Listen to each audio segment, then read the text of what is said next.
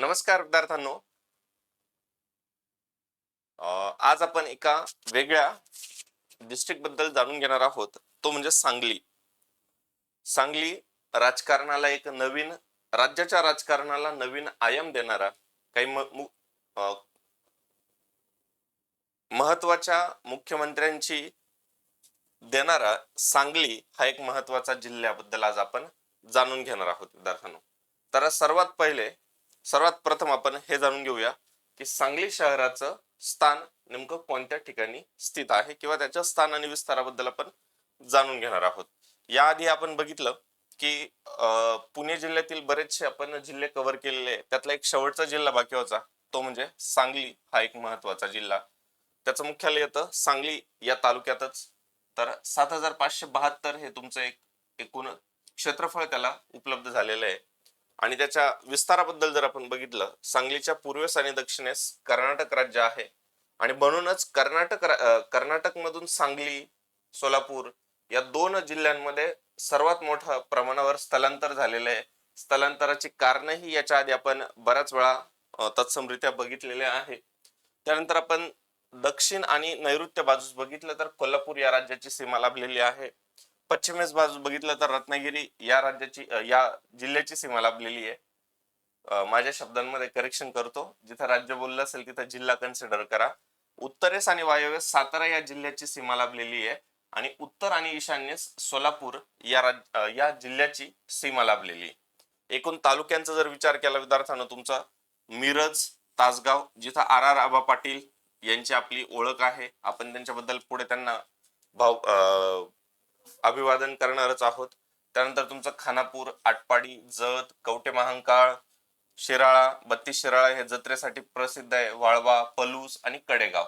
तर यातले काही महत्वाचे जे काही तालुके आहे, काही विकसित आहे आणि काही जिल्ह्यामध्ये अजून तितका काही तालुक्यांमध्ये अजून हवा तितका विकास झालेला नाही. ठीक आहे. तर कृष्णामाई, संत वाहते कृष्णामाई असा आपण उल्लेख करत असतो. कृष्णा ही प्रमुख नदी आहे आणि वारणा, येरळा, बोर आणि मानगंगा या काही महत्वाच्या नद्या आहेत. तर वारणा नदीवरील चांदोली धरण आणि चांदोली राष्ट्रीय उद्यानाचा आपण नेहमी उल्लेख करत असतो. सांगली म्हटलं तर वायदे बाजार म्हणजे हळदीचा, बरोबर. हळद घ्यावी तर सांगलीची हळद घ्यावी आणि ज्वारी घ्यावी तर सोलापूर बार्शीची घ्यावी, हा एक घटक इथं ठरत असतो. तरी ज्वारी, गहू, हरभरा, ऊस, हळद आणि तंबाखू. तर हळद हे मोठ्या प्रमाणावर घेतलं जातं. त्याच्या खालोखाल ऊस आहे, त्याच्या खालोखाल ज्वारी आहे, त्याच्या खालोखाल तंबाखू आहे आणि मग गहू, हरभरा यांचा एक क्रम लागतो एकूण याच्यानुसार. हळदीचा वायदे बाजार जो काही प्रसिद्ध इतक्यात म्हटलं तर तो महत्वाचा आहे. आणि आमच्या नाशिकचं म्हणजे तासगावची पण द्राक्ष तितकंच प्रसिद्ध आहे. तर नाशिकच्या आणि सांगलीच्या, तासगावच्या द्राक्षामध्ये हा फरक आहे का, तासगावची ही जी द्राक्ष असतात ही अर्ली असतात आणि इकडचे शेतकरी त्याच्यामध्ये तेवढा मोठ्या प्रमाणावरती काय केला, प्रॉफिट कमवतात. हा एक फरक आहे. आणि सगळ्यात महत्वाचं, वायनरीसाठी जी काही प्रसिद्ध द्राक्ष आहे ती नाशिकची MH15. ठीक आहे. चला, तर पर्यटन स्थळांमध्ये जर म्हटलं तर कडेगाव येथे 185 वर्षाची पोरम असणारा मोहरम प्रसिद्ध आहे. बरं, ताबुतांच्या इथं भेटी होतात. सांगली कृष्णेच्या काठावर गणेशदुर्ग हा किल्ला आहे. आकाशवाणी केंद्र हे प्रसिद्ध आहे, कारण की या आकाशवाणी केंद्राने आपल्या वेगवेगळ्या ठिकाणी बघितलं असेल की वेगवेगळे जे काही व्हॉइस मेकर किंवा आवाजाचे जे काही कलाकार आहे, भरपूर साऱ्या ऑल इंडिया रेडिओ जे काही आपलं नाशिक केंद्र असेल, पुणे केंद्र असेल किंवा बाकीच्या ठिकाणी जे मोठे मोठे आपल्याला प्रसिद्ध निवेदक लाभलेले आहे, तर आपल्या सांगलीच्या प्रसिद्ध आकाशवाणी केंद्रावरून उपलब्ध झालेले. मिरज हे एक प्रमुख रेल्वेचं क्षेत्र आहे, रेल्वेचं जंक्शन आहे. दत्तात्रय ब्रह्मनाळ येथे कृष्णा येराळा संगमावरती एक महत्वाचं आहे. आणि मिरासाहेब अवलिया यांचा उरुस इथं प्रसिद्ध आहे. तर याला 650 वर्षाची एक परंपरा इथं लाभलेली आहे. त्यानंतर 32 शिराळा नागपंचमीसाठी प्रसिद्ध आहे. जिवंत नागांची मिरवणूक काढण्याचा इथं प्रथेस काही मर्यादा इथं केल्या जातात, पण आजही त्या मोठ्या प्रमाणावरती तिथं साजरं केलं जातं. आणि देवराष्ट्र महाराष्ट्राचे आद्य शिल्पकार यशवंतराव चव्हाण साहेबांची ही प्रमुख जन्मभूमी आहे. खरसुंडी, आटपाडी हा जो काय आहे सिद्धबाबांची इथं चैत्र यात्रा आहे. त्यानंतर इतिहासाच्या बाबत जर आपण इथं बघितलं विद्यार्थ्यांनो, म्हणजे नेमकं इथपर्यंत कोणकोणत्या राजांची म्हणा किंवा एखाद्या घराण्याची किंवा एखाद्या कोणाच्या अधिपत्याखाली होतं, कोणत्या संस्थानिकांच्या, ते आपल्याला इथं दिसतंय बघा. तर 49 पासून दक्षिण सातारा जिल्हा निर्माण करण्यात आला होता आणि त्यातल्या त्यात जत, औंध, कुरुंदवाड, मिरज, सांगली संस्थानिकांच्या वेगवेगळ्या स्थापना करण्यात आली होती. त्यानंतर महाराष्ट्र सरकारने पलूस तालुक्याची आणि 28 मार्च 2002 नंतर कडेगाव नावाच्या तालुक्याची निर्माण केली आणि श्रीमंतराजे इथे मोठ्या प्रमाणावरती खर्च करतात. बरं, त्यानंतर मराठी माणसाचं आढळस्थान असलेलं मराठी नाटक म्हणजेच विष्णू भावे यांनी सांगलीमध्येच आपलं पहिलं नाटक सादर केलं होतं. मराठी रंगभूमीचे प्रणेते त्यांना म्हटलं जातं. आणि तुम्ही मला कमेंट बॉक्स मध्ये नक्की सांगा की मराठी रंगभूमी दिन कोणत्या तारखेला साजरा केला जातो. ठीक आहे. माझ्या माहितीनुसार खरं खोटं असेल तर असे भरपूर सारे कलाकार आहे. माझ्या माहितीनुसार सई तामणकरचा मूळगाव सांगलीच आहे. काही त्याच्यात काही चूक बरोबर असेल तर तसं कमेंट बॉक्स मध्ये उल्लेख करा. त्यानंतर औरंगाबादच्या छावणीचे कळस कापून आणणारे विठोजीराव चव्हाण, प्रति सरकारचे प्रणेते राणा पाटील यांच्या खंड्यावीरांना जन्म देणारी सांगली ही भूमी आहे. आणि म्हणून कलावंतांचा जिल्हा म्हणून सुद्धा सांगली जिल्ह्याची प्रसिद्धी आहे. हे नीट लक्षात घ्या. आणि उत्तम दर्जाच्या तंतुवाद्यांची निर्मिती सुद्धा सांगली जिल्ह्यामध्ये केली जाते. त्यानंतर सुंदर कृष्णा काठ, सहकर्मर्षी वसंतदादा पाटील यांचं जन्म ठिकाण सुद्धा तुमचं आपलं सांगलीच आहे. आणि हळदीचं नाट्यपंढरी आणि कलावंतांचं हे महत्वाचं ठरलेलं. इथं साखरपट्ट्यात अनेक साखर कारखाने आहे. त्यानंतर नागठाणे, सांगली, महाराष्ट्र हे जे काही प्रसिद्ध आहे. तर आपले बालगंधर्व पुण्यामधील जे तुम्ही बघितलं असेल प्रमुख नाट्यगृह जे आहे बालगंधर्व यांचं जन्मस्थान नागठाणे आहे. त्यानंतर तुमचं मराठी कलावंत, अभिनेता, गायक हे तुमचं इथूनच येतात. त्यानंतर तुमचं ठुमरी, गझल, दादरा, भक्तिगीत इत्यादी भरपूर साऱ्या गोष्टी त्यांनी घेतलेल्या होत्या. तर बालगंधर्वांचे शिष्य भास्करबुवा बखले हे सुद्धा कारकिर्दीला झळाळी इथूनच आलेली होती. आणि बाळगंगाधर टिळकांनी त्यांना बालगंधर्व ही एक उपाधी त्यांना दिलेली होती.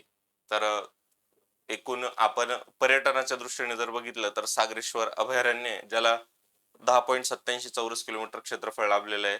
मीरासाहेब दर्गा मिरज या ठिकाणी हिंदू मुस्लिम समुदाय सोसायटी उपासना केंद्र आहे. गुहा मंदिर दंडोबा भोसे या ठिकाणी कवठे महांकाळ हे ऐतिहासिक स्मृती स्थळ आहे. आणि कृष्णा घाटाच्या याच्यावरती दत्त मंदिर औदुंबरांची ही एक भूमी म्हणून प्रसिद्ध आहे. तर आता मला तुम्ही कमेंट बॉक्स मध्ये नक्की सांगा की सांगलीमधून जाणारा एखादा राष्ट्रीय महामार्ग आहे का, त्याचा उल्लेख तुम्ही पुढे कमेंट बॉक्स मध्ये नक्की करायचा आहे. आणि आपला हा हळदीचा वायदे बाजार असणारा हा आपला सांगली हा जो काही महत्वाचा जिल्हा आहे याच्या बाबत अजून तुमच्याकडं, कारण की आपण शेवटची आणि महत्वाची रोचक अशी माहिती सांगायची राहिलेली आहे ती म्हणजे क्रांतिसिंह नाना पाटील या जिल्ह्याचे सुपुत्र आहेत. क्रांती पर्वाचे अग्रणी असणारे जी डी बापू लाड, वाळव्याचे नागनाथ अण्णा नायकवाडी, एडेनिपाणीचे पांडू मास्तर, एडेमचंद्र क्रांतिसिंह नाना पाटील, वडेगावचे बर्डे गुरुजी, हे जे काही नावं आहे हे महाराष्ट्राच्या भारताच्या स्वातंत्र्य लढ्यामध्ये समाविष्ट होते.